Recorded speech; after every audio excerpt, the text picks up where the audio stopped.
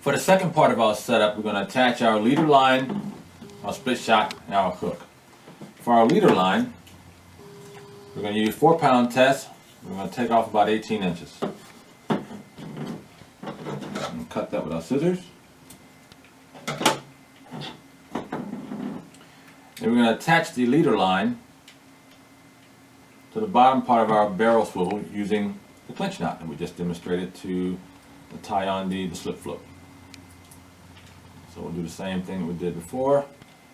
Turn our barrel swivel 5 times. 1, 2, 3, 4, 5. We'll take the top part of the end of our fishing line here and bring it through the bottom part of the loop. We'll hold on to that with our index finger and thumb, and then now feed that through the top loop.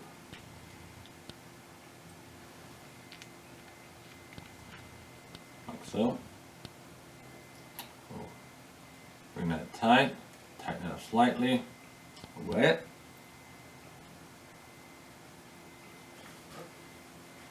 And then tighten. We'll cut off our tag. Now, this next part you can do out of sequence. You can either add the hook on now and then put your split shot on, or you can put your split shot on and add your hook. For purposes of this video, I mentioned to you that I would add them in the sequence that I had them laid out, and so right now I will come down and I will put my split shot on about 12 inches below my line.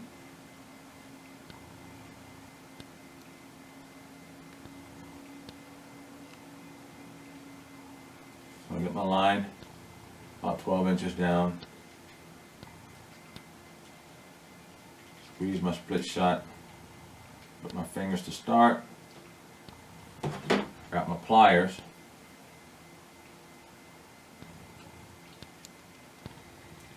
and tighten my split shot.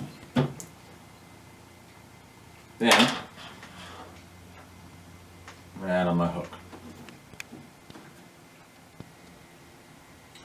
Hook, simple clinch knot, as we've demonstrated for the barrel swivel on both the top and bottom end. We're going to do the same thing with our hook. We're going to feed the end of our fishing line through the eye of the hook, creating a loop. We're going to turn our hook 5 times. 5. We're going to feed the end of our fishing line through the bottom part of the loop.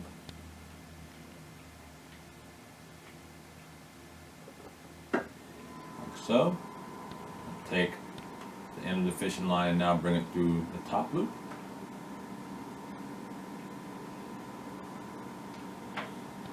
See that? Like that. I'm going to grab it with our index finger and thumb. Tighten it. Bring it down just before tightening it all the way. We'll wet it a little bit. Put it tight. Cut off our tag, and this is our slip bobber rig. As I mentioned earlier, you can use a number 4 or number 2. Most anglers will recommend using a number 2 size hook.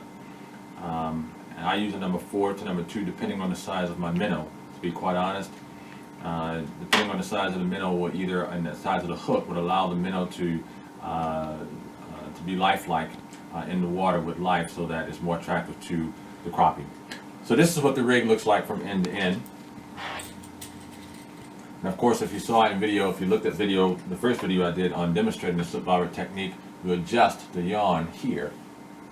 And this is what controls the depth of the slip float, which allows you to fish different depths when trying to target crappie. This is also, the number 4 seems to be a pretty universal size for me anyway, because it gives you not only good weight to bring the minnow down further, but it also gives you the ability to cast further as well if you're fishing from the bank and you want to fish structure. So the number 4 size split shot I found has been pretty good. Works really good with the 5-inch slip float made by Phil. Anyway, I hope you enjoyed this video. slip bobber technique, slip bobber setup. Now,